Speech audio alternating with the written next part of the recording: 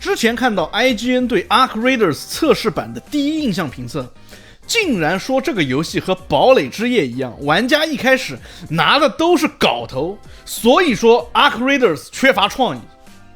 我先不提他们用来测试的机器配置看起来十分拉胯，画面简陋到只能用不专业来形容。更离谱的是，这位评测小编的游戏技术简直近乎于零，他的瞄准稀烂，而且视频里多次出现反常规的愚蠢操作。我不禁要问，这个叫做 Jared Petty 的游戏小编到底是怎么当上游戏评测员的？他用于测试的电脑如此之烂，是因为 IGN 配发的电脑配置太低，还是因为他本人的电脑不行呢？如果是 IGN 的电脑，这样的设备让我对这家原本就臭名昭著的游戏媒体的专业性产生了更大的质疑。如果是小编自己的电脑，那更说明这个人似乎平时也不玩游戏，而且枪法和走位如此之烂，他既不专业也不是高手，那这样的人有什么资格去做游戏的评测呢？大家好，欢迎来到第九频道，我是老九，在这里我们一起剖析第九艺术的真谛。IGN、Polygon、PC Gamer， 以前我会认真拜读这些游戏网站的评测，但是现在更多的时候，我点进这些网站已经不再是出于获取资讯的需求，而是纯粹想看看他们这次又说了什么离谱的话，甚至是抱着看笑话的心态。这让我不禁想到前不久知名游戏媒体 Polygon 的大举裁员，让我感觉到传统游戏媒体的生命周期就快要走到尽头了。传统游戏媒体正在逐渐背离其最初的使命，那就是为玩家提供客观、中立、富有价值的游戏资讯与评论。曾几何时，他们是玩家了解星座情报、阅读评测分析和掌握行业动态的重要窗口，是连接玩家与开发者之间的桥梁。然而近些年，这些媒体越来越多地将关注点从游戏本身转移到意识形态输出与道德说教上。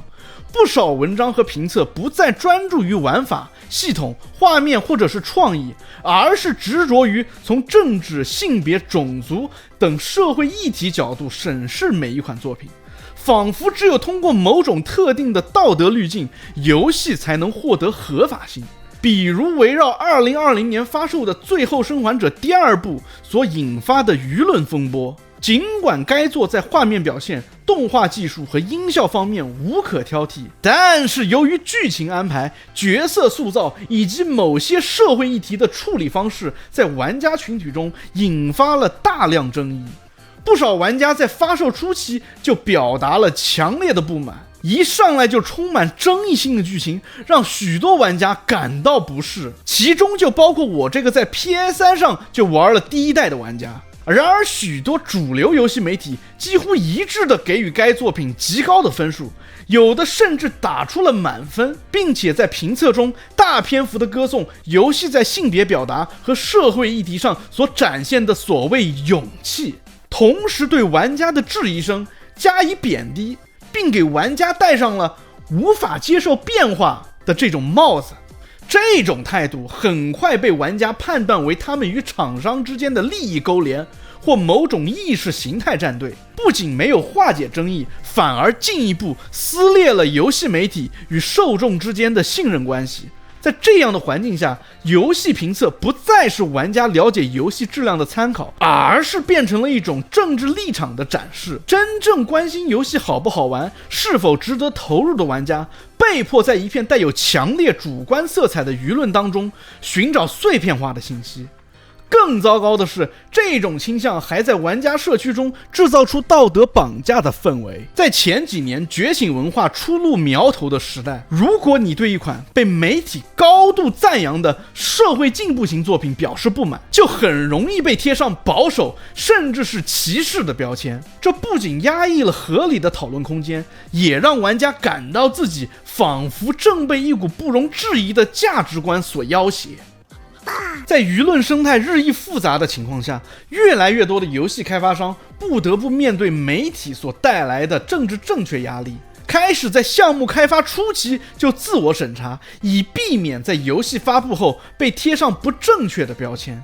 例如霍格沃兹之遗尚未正式发售前，部分西方媒体就已展开铺天盖地的争议炒作，焦点并非游戏内容本身，而是围绕原作者 J.K. 罗琳的个人言论。尽管他并未直接参与游戏的开发，但这也并不能阻止游戏媒体将整个开发团队卷入舆论的漩涡，甚至有人公开呼吁抵制游戏，要求玩家别做出道德上错误的选择。这类报道不仅偏离了对游戏内容本身的讨论，更让许多开发者意识到，在如今的媒体环境中，你的作品可能因为与你无关的言论就遭到围剿。这种充满敌意的氛围正在压缩创作的空间，许多团队不得不放弃某些敏感题材，回避复杂设定，以安全为先，生怕触碰任何引发争议的红线。但是有的开发商根本不在乎这一点，就比如我之前视频里提到的 GTA 6。GTA 系列这种看似不安全的做法，反而成为了他们畅销的秘密武器。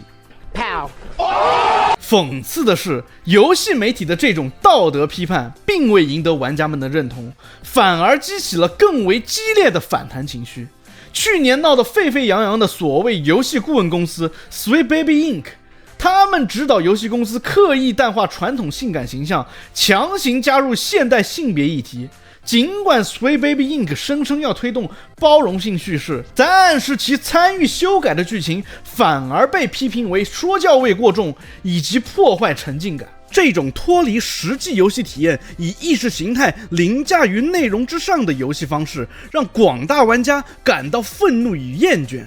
然而这些被所谓的进步人士渗透到根深蒂固的传统游戏媒体，却频频给这些觉醒大作打出高分。玩家们被迫放弃传统游戏媒体，转向独立内容创作者，转向 YouTuber， 转向 B 站 UP 主、Reddit 等更为贴近玩家声音的渠道，寻找那些真正玩过游戏、理解玩家需求、尊重创作本身的评论者与社区。在他们眼中，那些老牌游戏媒体早已失去了专业性，他们要么变成收钱办事的商业宣传机构，要么沦为带着政治正确放大镜挑刺的意识形态审查官，而不再是可以信赖的信息源。这种玩家与媒体之间的信任断裂正在逐步扩大。传统游戏媒体如果继续在道德优越感中迷失方向，执意将每一款作品都作为社会议题的战场，而不是文化产品去认真评价，并且收钱办事不能做到客观中立的话，那么他们将无法在新的舆论生态中立足，最终被玩家社群与更真实的声音彻底边缘化。我作为这个领域的自媒体，并不是要捧一踩一，他们的灭亡在我看来虽然是咎由自取，但并非是一件好事。任何行业都不能只有单一的一种声音。在游戏媒体这个区块，大的游戏媒体和小的独立内容创作者，他们的地位一样重要。在这个充满创意的游戏行业，我们需要更多不同的声音，这样才能保持这个行业的进步与发展。如今这个年代，许多传统游戏媒体在报道重大新闻时，往往只是简单的复述官方声明，缺乏深度剖析和独到见解。以赛博朋克2077推出后的补丁更新为例，传统游戏媒体在报道的时候，多数停留在介绍补丁内容和修复问题的表面，没有深入探讨 CDPR 如何应对玩家的信任危机，或者是这些补丁对于公司长期品牌声誉和玩家社群的影响。许多报道缺乏对开发过程中的挑战、产业反思以及未来方向的深入分析，让玩家难以从中获得更有价值的洞察。同时，当影片和直播日益成为主流的传播方式，传统游戏媒体却迟迟未能实现有效的转型，鲜少将游戏评测以外的专题文案转化为吸引人的视频或者是节目。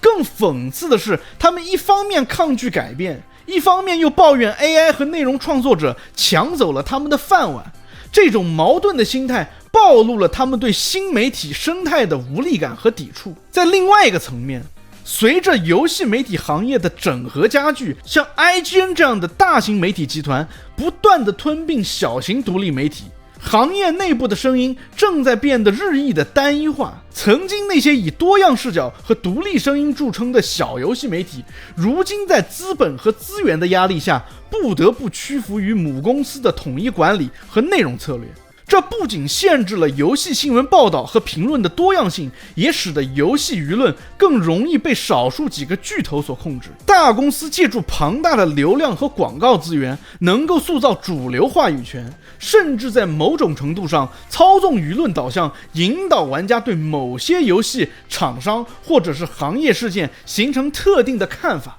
这种集中化的趋势削弱了行业内的自由表达，降低了批判性声音的存在空间，最终导致玩家获得的信息变得更加单调和受限，也让整个游戏文化环境失去了应有的活力与多样性。Later， 他们拥有如此多的渠道，如此强大的行业资源，却无所作为。当下的游戏媒体，甚至是自媒体，需要重新审视自身的职责与使命，真正尊重玩家的多样性偏好，而不是强行灌输某种单一的价值观念，才能真正搭建起开发者与玩家之间的桥梁，赢得玩家的信任与支持，避免舆论的单一化，推动整个游戏产业向更多元、更开放和健康的方向发展。Anyways， 欢迎收看地主频道，感谢大家的陪伴。如果你也有对传统游戏媒体的看法，欢迎在评论区分享，也别忘了订阅、关注、点赞、收藏。我们下期见 ，Peace。这特好 I don't give a damn。我天，我觉得我是帮你省了100万，天哪，特好特好，你看你自己看。